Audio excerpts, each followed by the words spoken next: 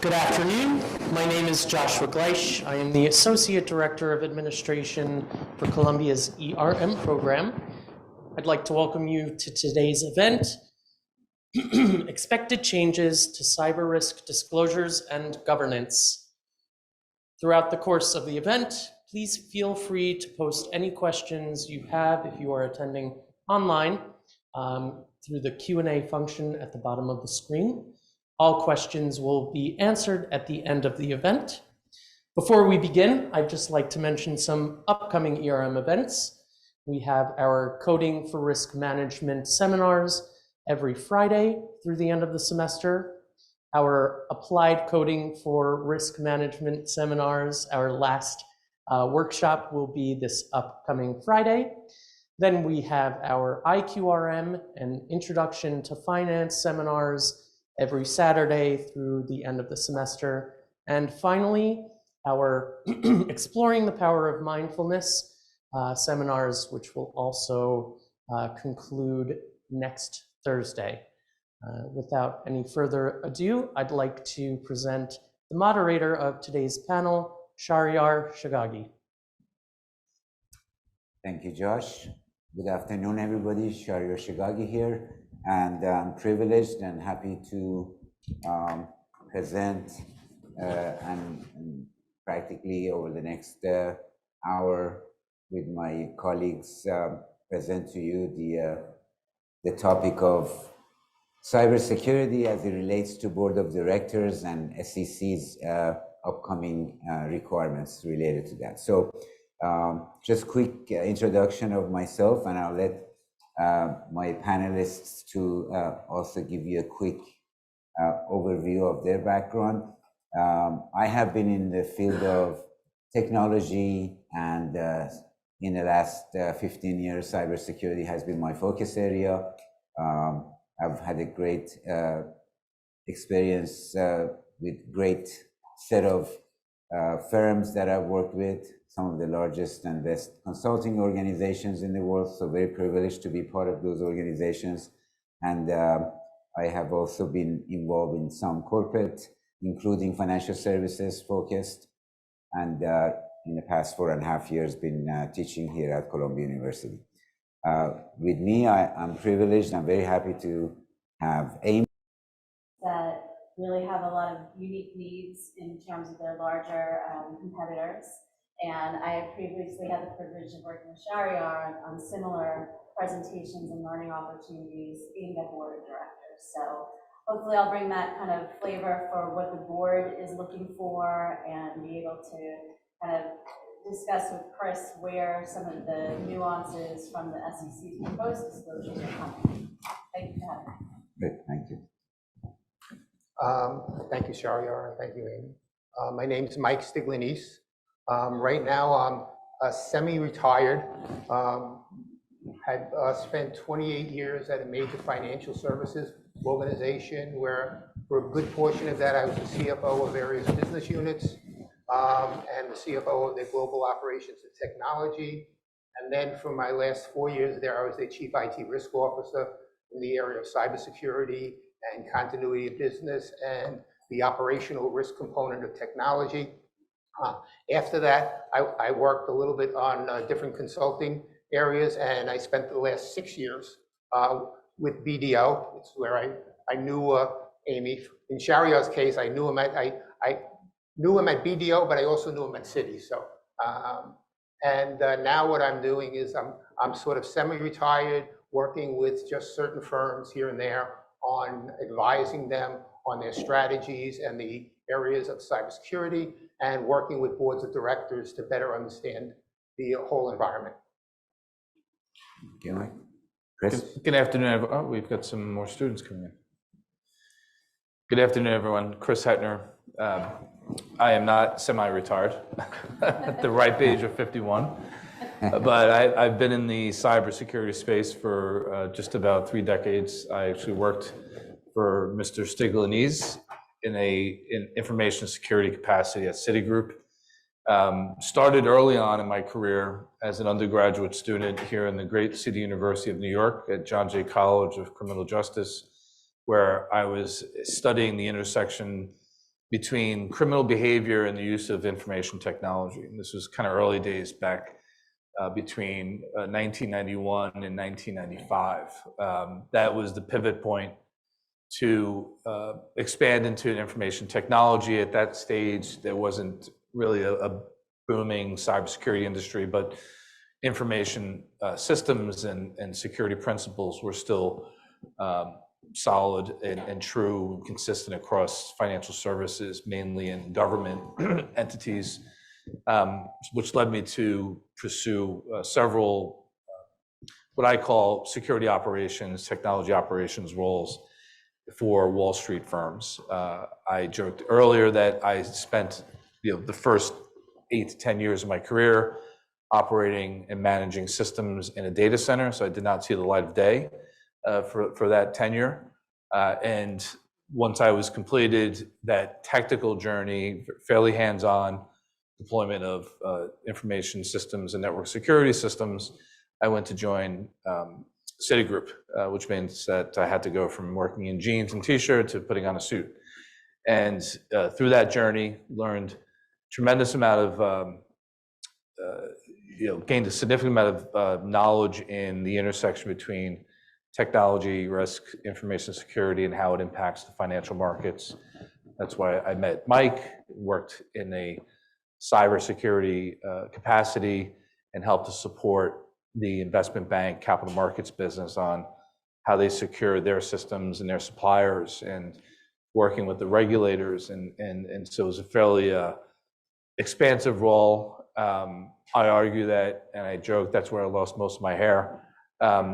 But I did develop an appreciation, coming as a pure technologist, what's the intersection between cybersecurity, information technology, and how it runs the business and supports the financial health of a bank. And arguably, at that point, Citi was top 4 bank globally.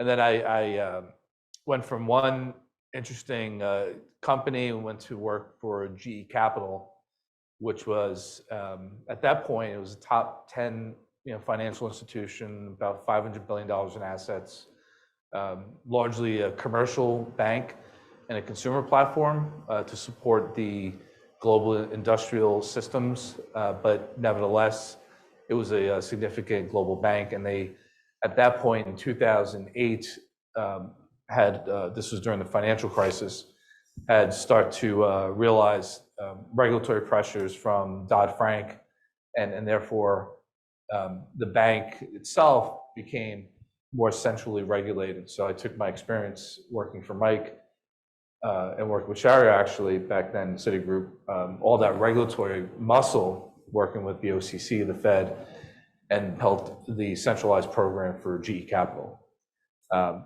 Then went to make an interesting turn, went to go work for the government, served as senior advisor to the SEC chair, and helped to develop policies, procedures, examination priorities around how we secure the securities market, and it was largely responsible for the formation of now the disclosure rules that we're going to see start to advance this coming month, actually, for publicly listed companies. Currently, I've got several hats I wear. I sit on the board of directors of a private equity fund that's focused on mid-market cybersecurity roll-ups. I also own a cyber analytics software company that helps to contextualize cyber technical risk to business financial outcomes. And I'm also a senior advisor for cyber across the National Association of Corporate Directors. So between those 3 roles, it keeps me woefully employed and busy, but happy to be here. And thanks, Sharia, for having me here. Thank you. In this day and time, with life expectancy continuing to increase, I don't think anybody is fully retired. They're always semi-retired. But the fact that you heard such an amazing and great experience from each one of our panelists, and I know them in a different capacity from my past life, it doesn't mean that I just brought the family over. They're really good at what they do. And I think that, as you heard, between Amy, who is great and interacts with board of directors on a continuous basis, and Mike brings amazing experience in financial services, as well as the whole world of IT risk and cyber. And of course, you heard from Chris, his amazing experience related to both government and private sector. I think we'll have a great, really fruitful set of advisors and responses to some of the questions that we put together to entertain the next 50 minutes. So I'll start off with a simple question from Amy, and that is, before we get into the SEC's disclosure requirements and what's coming, I would like you to maybe provide us with your experience, having been with a lot of board of directors for so many years. How have you seen the board evolve when it comes to understanding cybersecurity, or even thinking cyber is now important as financials and operational and strategic risks? Now cyber is becoming more on their radar. Can you kind of show us that evolution, if that makes any sense? Yeah, no, that makes a lot of sense. Again, speaking primarily from a public company space, but we also serve a lot of private and not-for-profits where cyber risk is applicable across the board. I would say that the knowledge level of the board has really increased significantly over the past 10 or 15 years, more so in recent times, with the number and the complexity of cyber breaches, ransomware, everything that's all over, splashed on every newspaper on a daily basis that you can imagine. So I think the expectation of the shareholders on the board has been incredibly significant. I think they do feel a lot of pressure from the investment community. They feel certainly a lot of pressure from the regulatory community to be nimble and adept at understanding the landscape around cybersecurity. And I will say, given the number of different topics we cover in the Center for Governance, cybersecurity is by far the #1 asked for presentation from the board level of the companies that we're serving. And it comes in very close with ERM and ESG, which probably isn't surprising because a lot of people would think of cybersecurity being scoped into ESG under the kind of the governance area, if you will, but the environmental social governance umbrella. I did do a little bit of research because I thought it would be interesting, and Forbes had a really good article that kind of captured a bunch of different surveys and studies done by the Wall Street Journal, by Ernst & Young, Spencer Stewart, and the Institution for the Institutional Services for Shareholders, ISS, and it showed that about only 51% of Fortune 100 companies have a director on their boards with relevant cyber experience. And it gets worse as you kind of go to the smaller companies. The Fortune 200 and 500 companies, only 9% indicate that they have cyber-savvy directors. And then companies in the Russell 3000, which are even smaller companies, have 8% of cyber directors. So that's could be up to 90% lack a single director with the necessary cyber expertise within the board. That means a total shortage of about 2,700 directors across the Russell 3000 don't have cyber experience. So that's a little scary to think about, especially in the time and space here. But I do want to caveat that with saying that while people are running around, a lot of boards are getting very anxious, do I have a cyber expert on my board?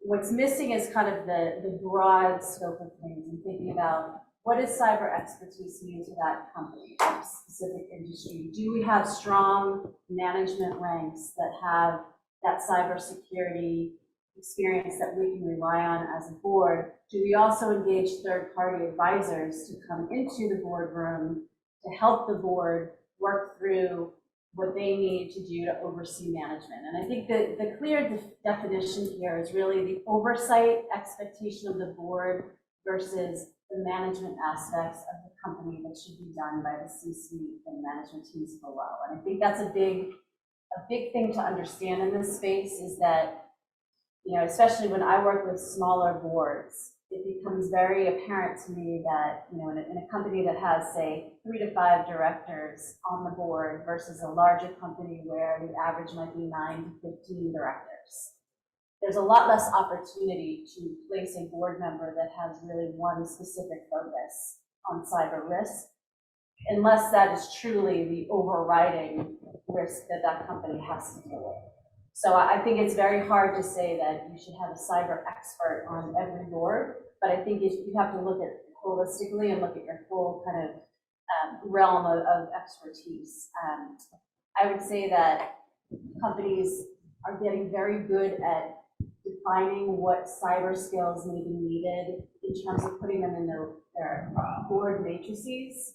And if a board matrices is where you're looking at skills across the company that you need by director, and then you're looking at the gaps in between. So that's something where if you're doing that as a good opportunity in the governance realm, you're understanding where your shortfalls may lie, and then you can think about it, like I said, in a more holistic fashion.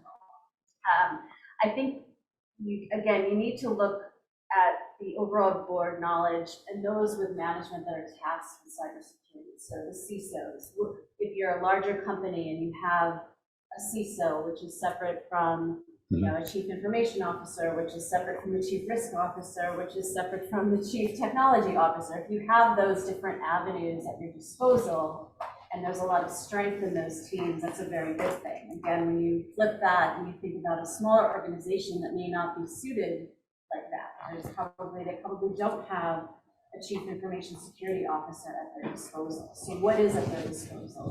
What does their management team look like in that regard? What do their advisors look like in that regard? So I think that's where a lot of the conversation needs to start, and specifically in industries that they serve. So I guess long answer to a short question, but I think there is progression being made, and there's opportunities being taken by the board members in going out and consuming education, as I mentioned, to start out with. That is something that's being asked of us. Mike and I have spent many an hour together advising our client board members on exactly what the cybersecurity landscape looks like, and asking them specific questions about how are you suited to address those? What does that look like from your perspective?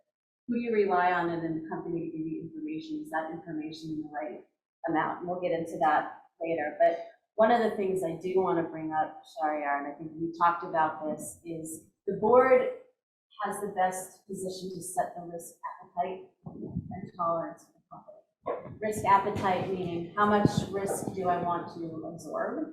Risk tolerance meaning how much can I absorb? And then what do we do with what's left over, right? You can't 100% mitigate every risk, particularly cybersecurity. So how does the board look at that and then take all of these other things into account, which we're going to talk about in a minute? And that's things like insurance coverage. What's the reputational risk if we have a cyber breach? What does our internal control environment look like? And so forth and so on. So hopefully that gives you a little bit of a flavor for what's going on in the board world and how the progress is being made. And then we'll shine the light on that a little more closely when we talk about some of the regulations that are coming out of Washington in short order. That's great, and thank you for your very good feedback in terms of the role of the board and cyber.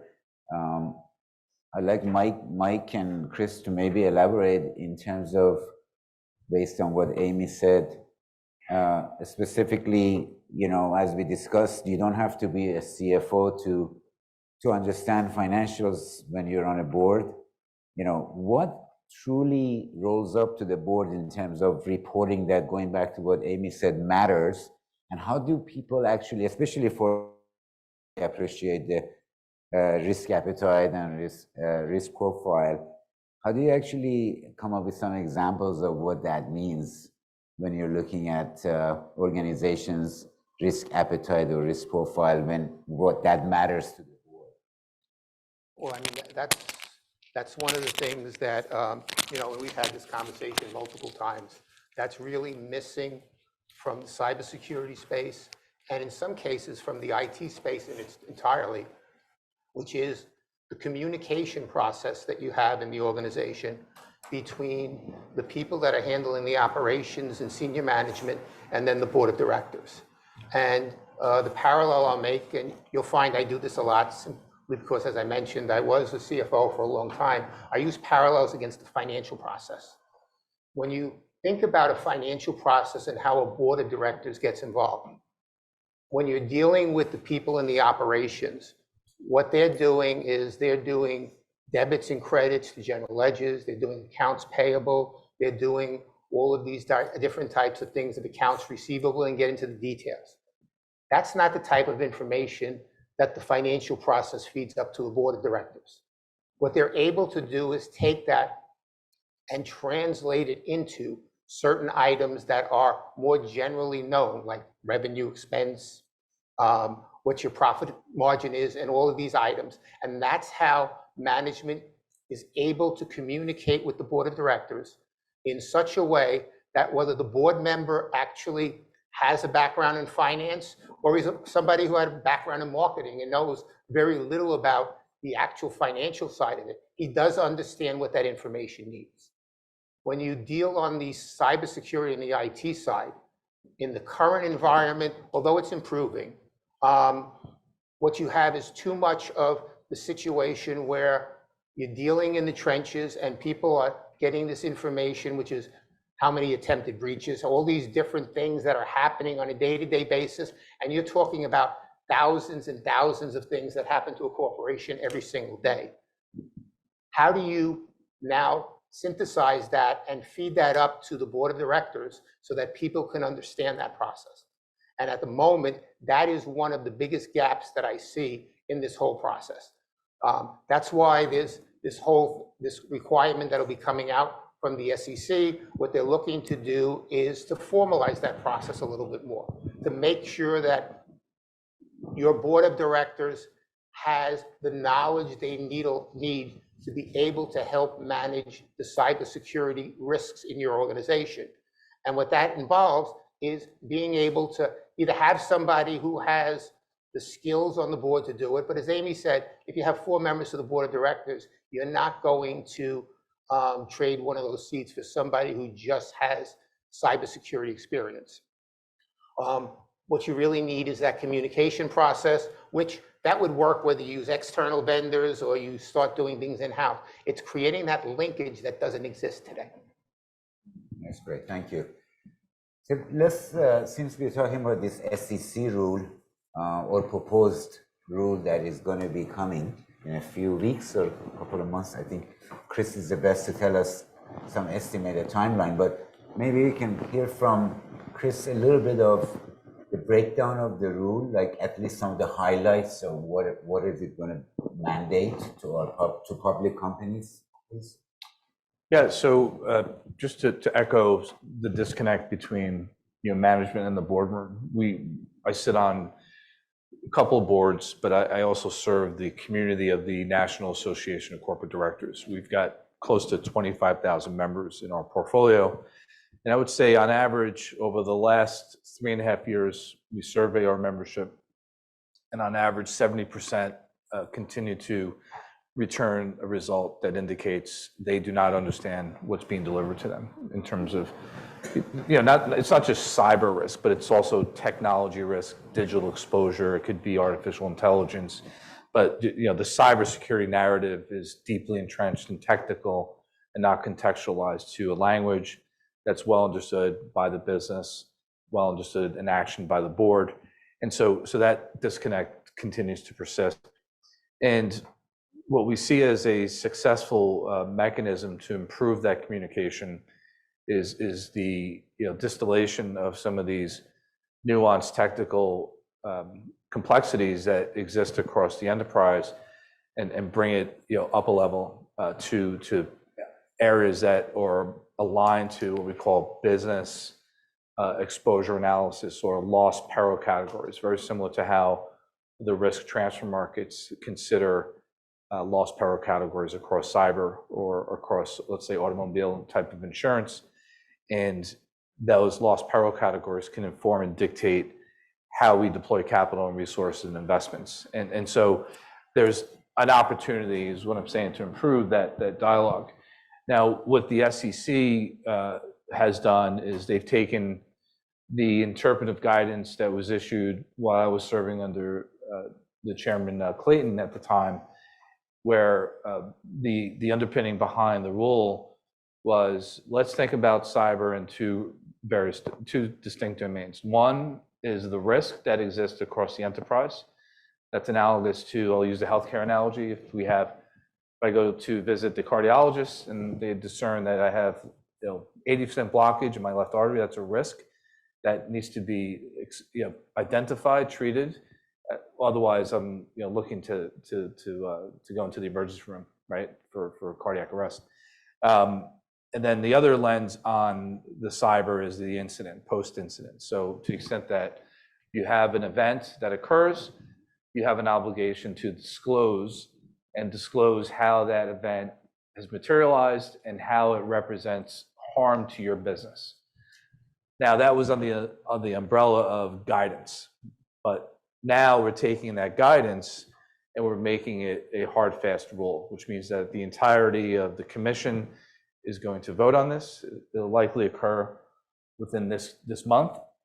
And it's taking all publicly listed companies across the US securities market, and there are roughly 7,000 listed companies, various shapes and sizes. And so the rule will continue to focus on those two areas: disclosure of risk, disclosure of incidents.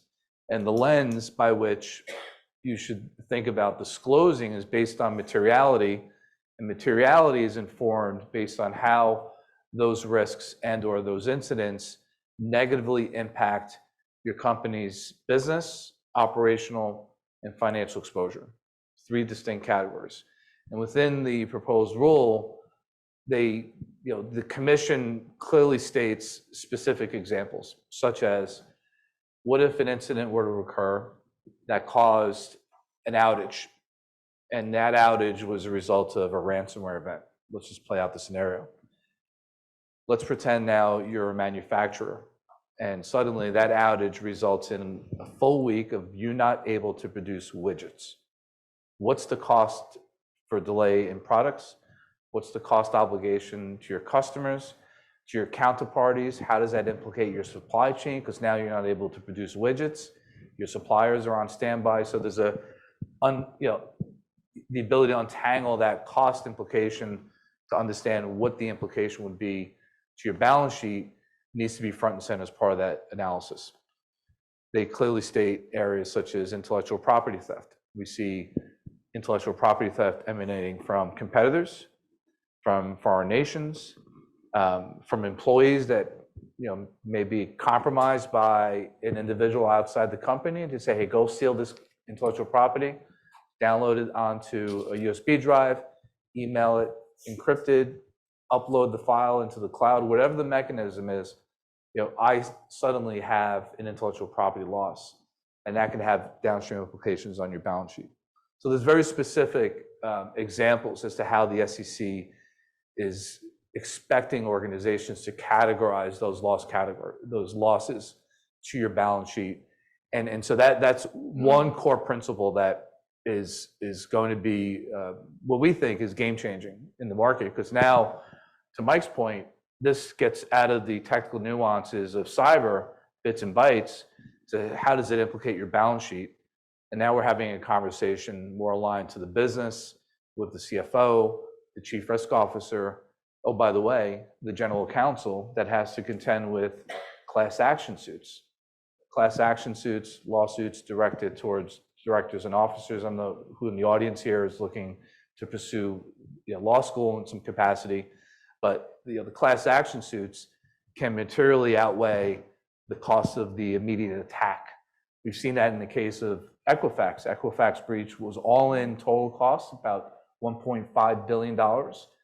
Preponderance of that was just dealing with lawyers, contending with class action, allocating capital to defend the position. So these are real cost implications that stress the balance sheet. So that's the one core principle that the SEC is trying to emphasize through this rule. The other is, once an event occurs, you have 4 days to disclose, and 4 days triggered based on materiality. Now, the 4-day clock starts to tick once you determine it's material.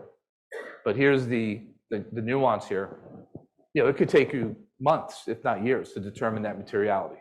So there's a bit of a buffer there from when you realized the incident occurred, what the impact may be. You might have outside counsel, you may hire a forensics firm, you may hire Mike to say, hey, this incident as it seems now, maybe only cost you $1 million, but as you start to unfold 2 or 3 months into the investigation, wait a second, this incident that we thought cost you $2 million, it's actually $100 million, because we start to unpack the implications, how it stressed the balance sheet.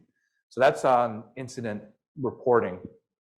And then the other components of the rule is the commission expects the company to have policies, procedures, mechanisms in place as part of your cybersecurity program, and how it anchors into your enterprise risk management program. So cyber being more of a technical focus function, but how does it now pivot into enterprise risk in order to formulate these decisions, because it can't be done in isolation. And then the other last component is around cyber expertise on the board. And it's really more than just having the quote unquote cyber expert on the board. It's how do you address cyber in the boardroom? Is it what's the frequency of reporting? Is it quarterly? Is it twice a year? Is it once a year? What committee does it report to? Does it roll into the audit committee? Does it roll into the risk committee? If it's rolled into risk committee, is there a subcommittee on cyber or technology risk or geopolitical risk? How do you unpackage cyber into the boardroom? What types of metrics are you delivering? So within the NACD community, we realized that preponderance of our board members or retired CFOs, CEOs, we can train them all day on cyber, but they're not necessarily going to be cyber experts. So we take a juxtaposition where we're actually painting more of a financial analytic as to where cyber can introduce financial harm using the same analytics deployed across the risk transfer markets to kind of serve as a compass as to, based on your company profile, if these events were to occur, whether it's ransomware, intellectual property theft, loss of PII, here's how it's going to manifest, and here are where the cost implications are going to be to your balance sheet. And then more importantly, here's how you mitigate. Here are mechanisms to think about risk acceptance. You mentioned this before, risk avoidance. Probably not possible unless you totally unplug from the internet. And then risk mitigation is really around, and Mike, in his role when I was working for Med City, pressed this on us. If I'm going to give you $100 million in cyber, how do you deploy that capital in such a way that's suppressing that risk in a material way? So having those policies and procedures in place, and then having the proper mechanism in the boardroom to ensure that you have that right oversight. Now, you can achieve that through a dedicated expert in the board that's the quote unquote cyber individual. There are some schools of thought that, yes, that totally makes sense. And there's other schools of thought that suggest, well, if I only have 4 precious board seats, do I really need a technologist on my board? Can I augment some of that expertise, using a BDO or hiring, Chris and Mike as former CISOs for global banks to provide that expertise. So there are other mechanisms to achieve that, what I would call independent oversight. But the SEC wants to see how you're addressing cyber in the boardroom in that capacity. So those are kind of the main points in terms of public disclosure. Yeah, just one thing that popped into mind as you're saying that, I'm kind of thinking about when's the first time I'm going to read an annual report that says the cyber expertise to my board of directors is provided by ChatGPT. That's probably going to come. That's good. Yeah. In part. The robots are taking over my cabinet. So, yeah, that was very nicely laid out, Chris. Thank you. Mike, when you look, one of the things that Chris touched on is, disclosure of the breaches or incidents, if you will, cyber incidents. But we all know that when it comes to defining what's an incident, because I don't think the rule really says it black and white, what's the incident. And I remember when I was at, larger places like Citibanks of the world, like you mentioned, they get, if not millions, thousands of red alerts on a daily basis when it comes to like noise in the system. And one of the challenges was how to actually normalize that data to make all those false positives go away and really go after the bad red lights. So I would like to maybe, having worked with the regulators when Right. the rules of the engagement are not always black and white, Correct. from your experience, maybe provide some guideline around it. Yeah, and I'll start off by giving you something which is a general criteria of how you deal with regulatory agencies and the like. And basically, it really comes down to two things. Document what you do and do what you say. So in other words, you document everything in the process so that you designed it. And that's where it gets important to what we're talking about here of defining what an incident is to an organization. Because as Chris has said, that process can be, multiple months before you determine something qualifies as an incident. And the guidelines right now kind of just really talk about broad terminology, which is how do you define an incident? Well, it has financial impact. It basically could have your reputational risk impact or impact your operations. That's a broad area. When an organization gets this guidance and they have to do it, my thought is one of the first steps that they need to do is go through a detailed process of following that first thing that I said, which is document what you do. Coming up with, as an organization, and defining what is the criteria that you in XYZ organization is going to utilize to determine that something is an incident of a sufficient level so that you actually can report it.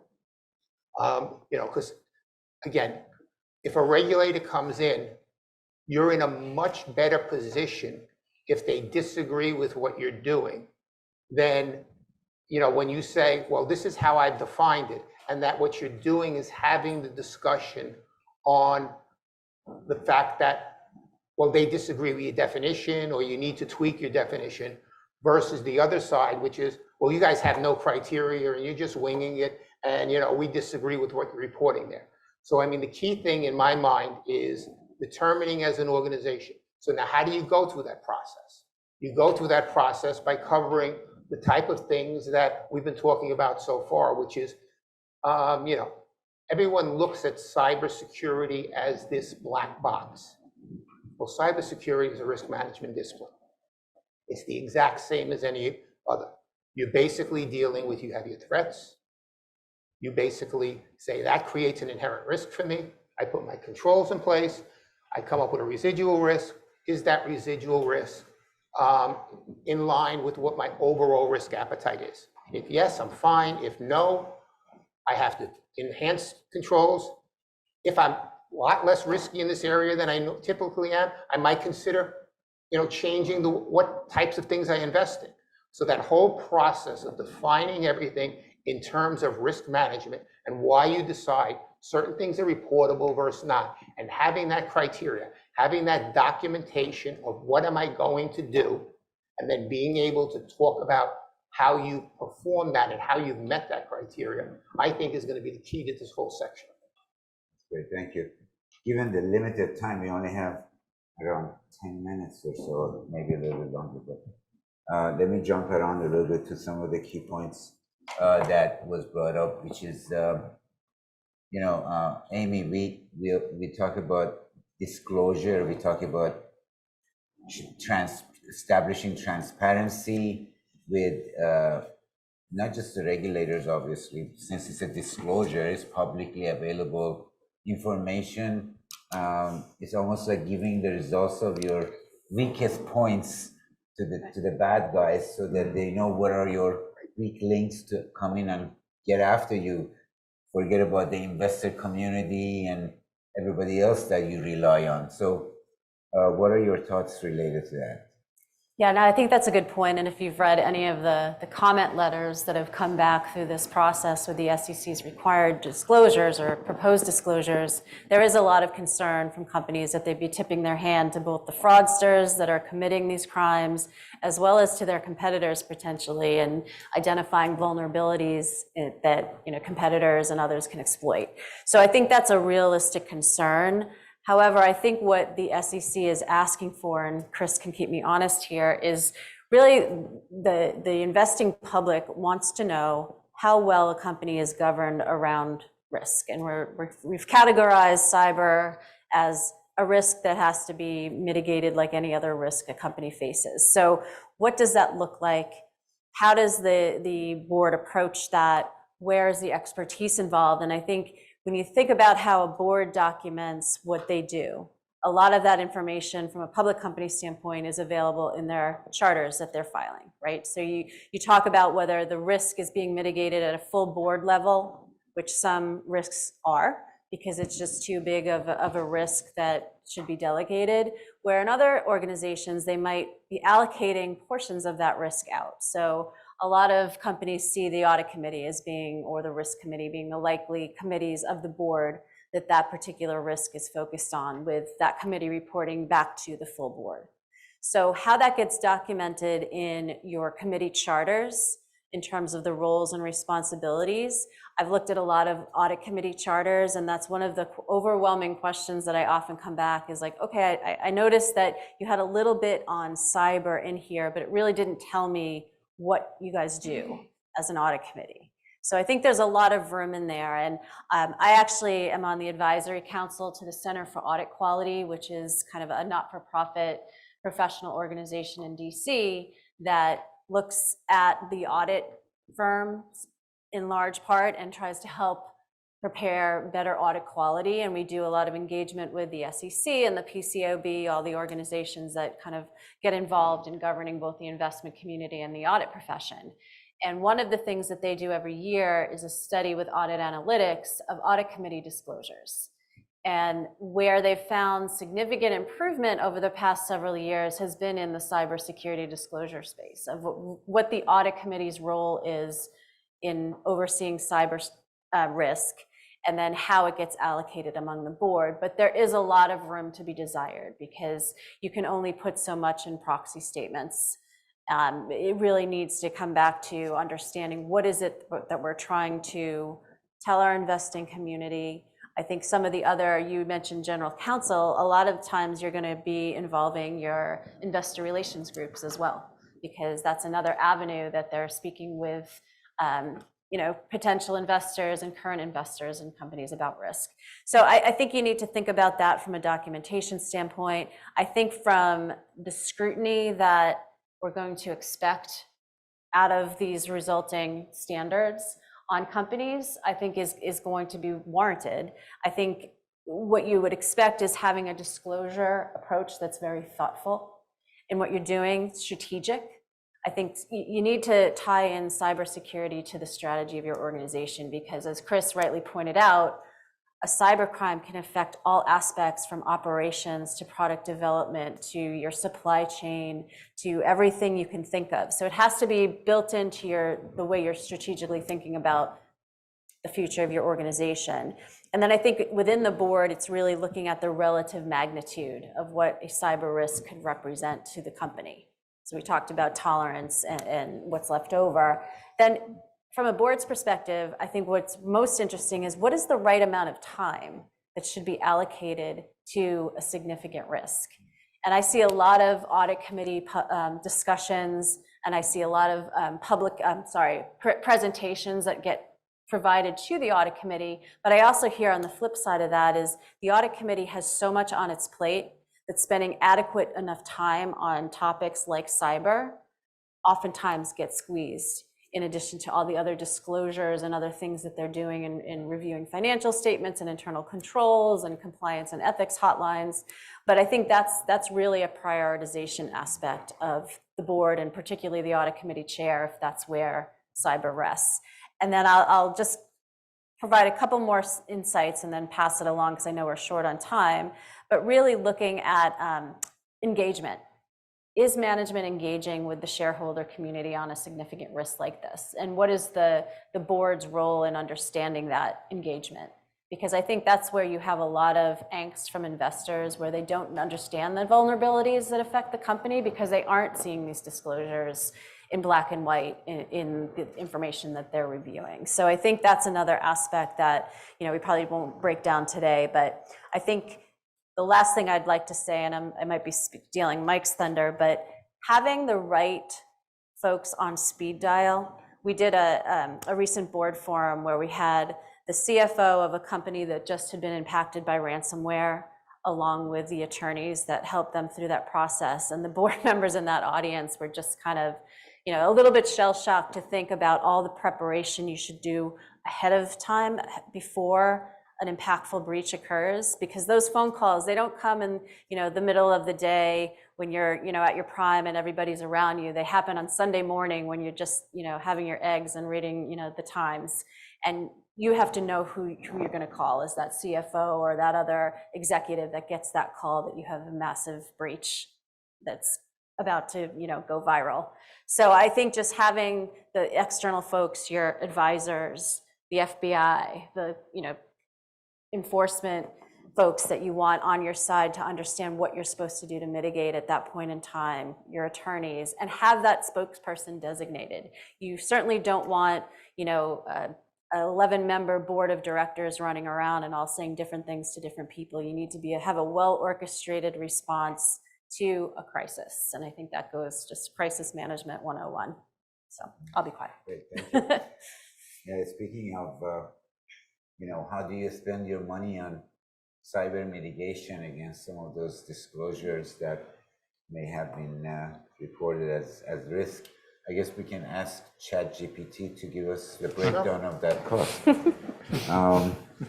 But as it relates to enforcement, Chris, I know that Mike and I went through our days of seeing how the regulators were at the capacity when it came to number of resources they had to put against different banks and things like that. We've gone through significant regulatory days from AML, KYC, post-Patriot Act to financial crisis to you name it.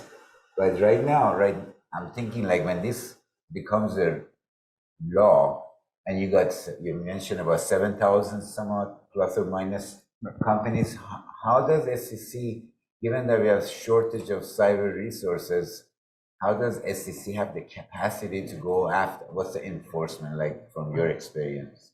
Situation. It's a great point you raise, and while I was at the commission, the majority of the enforcement and we'll call examination resources were embedded within the broker-dealer investment management and we'll call it the Reg SCI, Systems Compliance Integrity, which is mainly focused on the financial market utilities like DTCC and the NASDAQ and New York Stock Exchange. So the lion's share of the SEC resources are dedicated towards the functioning of the securities market. The reality is that the disclosure rules go through, from a reporting standpoint, to a division called corporate finance. And think of corporate finance as more of a passive receiving function of your Ks and Qs and your corporate filings. And they're really designed to drive policy, but they're also on the receiving end. And while I served in the chair's office, I was always inquisitive about, okay, so what is this function called corporate finance? And that division really doesn't have an enforcement function, or they don't necessarily do examinations. That's not to say, as we start to see increased filings, that a different function within the commission, it could be examinations, it could be the enforcement division, which is, by the way, enforcement is its own standalone division, might start looking at some of these disclosures and then mapping the disclosure to reality forces on the ground. So you said you were A+ in cyber, and now suddenly you've taken a $200 million write-down. Why the discrepancy? So within the enforcement division, and this is all public, they have doubled down on their enforcement resources in cyber. And the cyber unit was formed dedicated to not only cybersecurity, but also crypto as well. We've seen a significant amount of fraud related to crypto, initial coin offerings or ICOs. And within that cyber unit are attorneys that are focused on investigations, enforcement matters. But there were also some, and this is all public, I'm not stating anything that's confidential, there were job listings that were recruiting for, quote unquote, technologists or cyber specialists, which leads me to conclude that there's a bench of technologists within enforcement that are going to start looking at, hey, were the disclosures really on point, aligned to reality? And so that would suggest that there could be additional enforcement activity through the commission. But stepping out of the SEC and putting, I'm not a lawyer, but putting my legal hat, and we collaborate through our NACD community and our analytics platform, we collaborate with the legal community. And I would suspect the lion's share of the legal actions is going to come through class action suits, investors, shareholders. We've seen recently there was, and this is all public, Dish Networks, the satellite media company, had a ransom attack, and there's a class action suit that's targeting the company itself, perhaps even the board of directors, for misrepresenting their cybersecurity posture. Now, the SEC, actions or enforcement actions, relatively speaking, to the class action suits, it's immaterial just in terms of cost. Yes, there's a reputational risk, but we'll call it a $50 or $70 million enforcement action from the SEC compared to a $2 billion class action suit. You can start to see the discrepancy between the two, and so I'd be more concerned with class actions coming from investors and shareholders. I don't know, Mike. Yeah, I mean, I can add to that one a little bit in the sense that if you think about it, whether it was done intentionally or unintentionally, in a sense, the SEC has been somewhat brilliant. Again, it could have been accidental in making it that this is something that has to be disclosed in SEC documents and filings that you have. Because if you think about it, they've essentially outsourced a good component of whether you're in compliance with this or not, and whether your disclosure is accurate, to your third-party auditor. Just as they audit a financial statement and they audit what you have in your annual report and everything, they're going to have to make that same determination. Have you at least passed their scrutiny and their audit process along the way?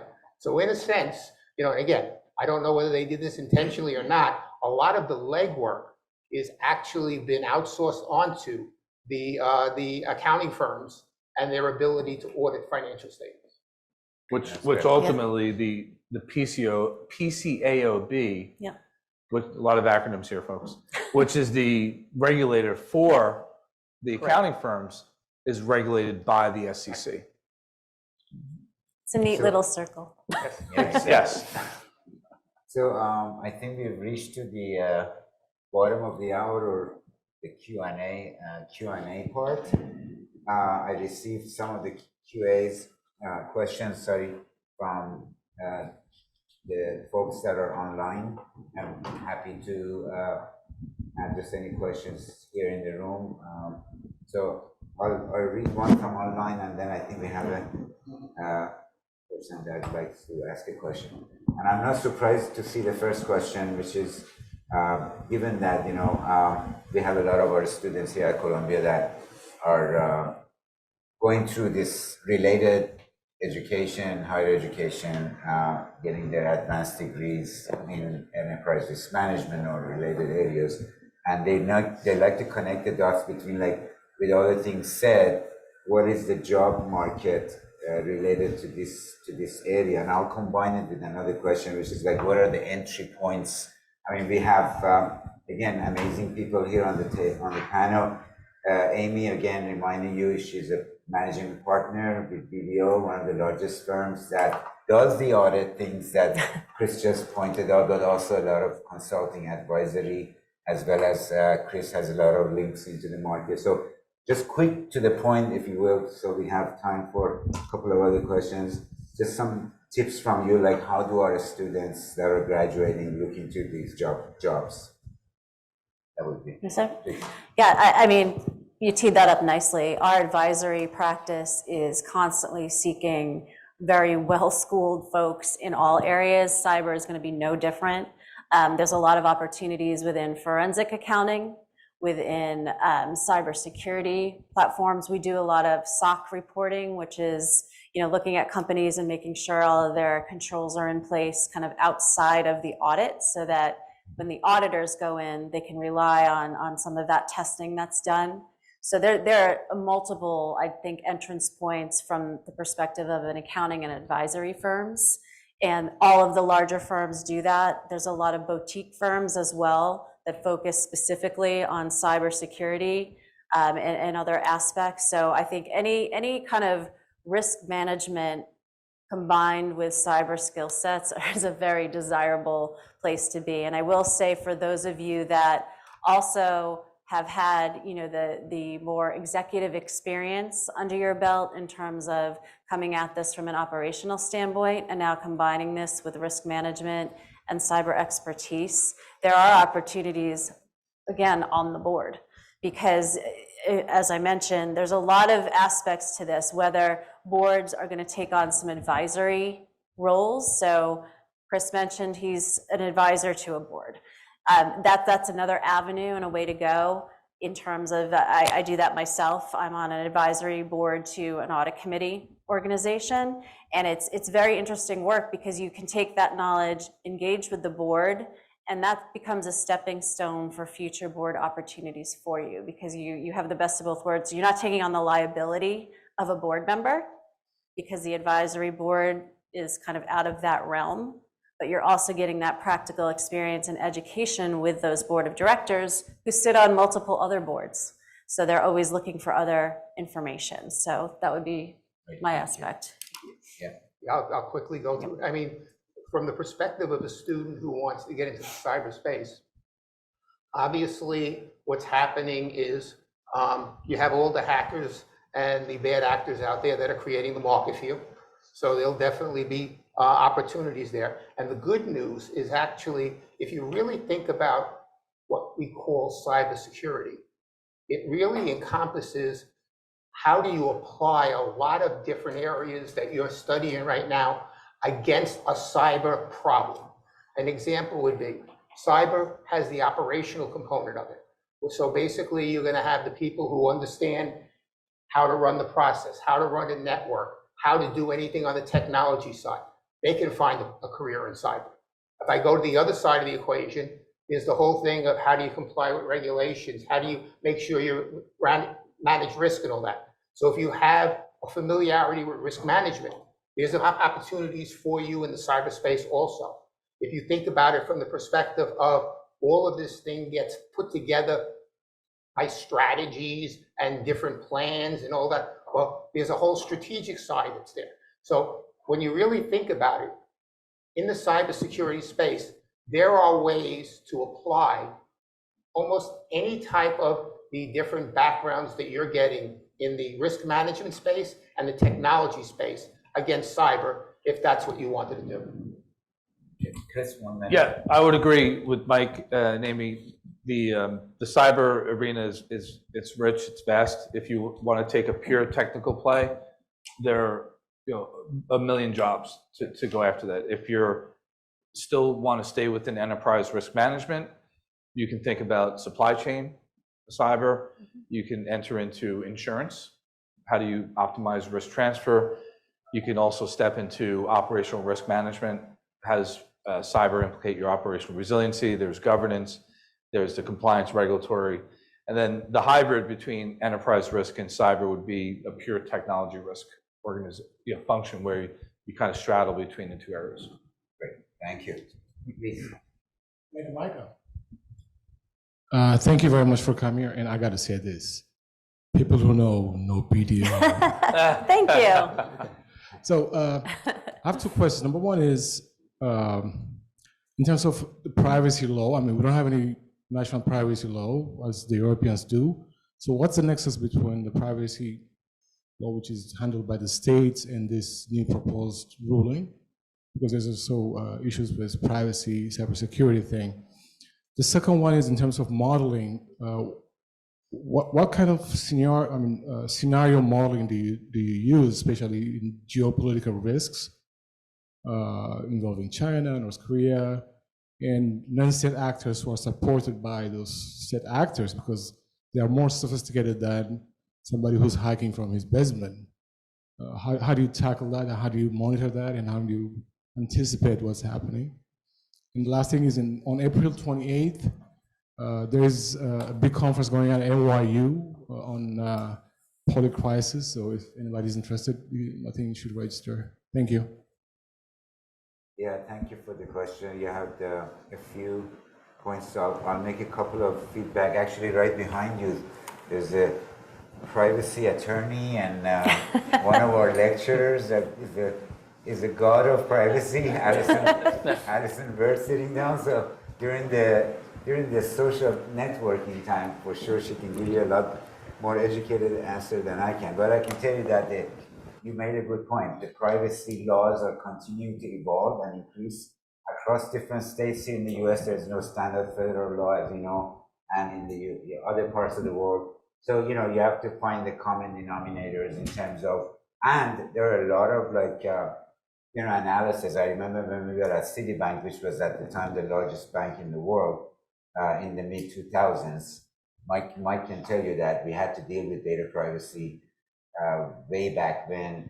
And I remember we had to deal with compromises. Like if the law in this local laws was saying one thing, that what is cross-border issues when it comes to data, or what are the specific requirements of companies that can collect certain pieces of information versus another country. If your transaction was going through both countries, you have to find the compromising, because there were some times that they were conflicting. So you can't check the box against the whole thing. So the privacy is a huge area, and definitely, when it comes to like regulatory requirements, there are a number of regulatory requirements here in the US, from California to other states and all that, CCPA.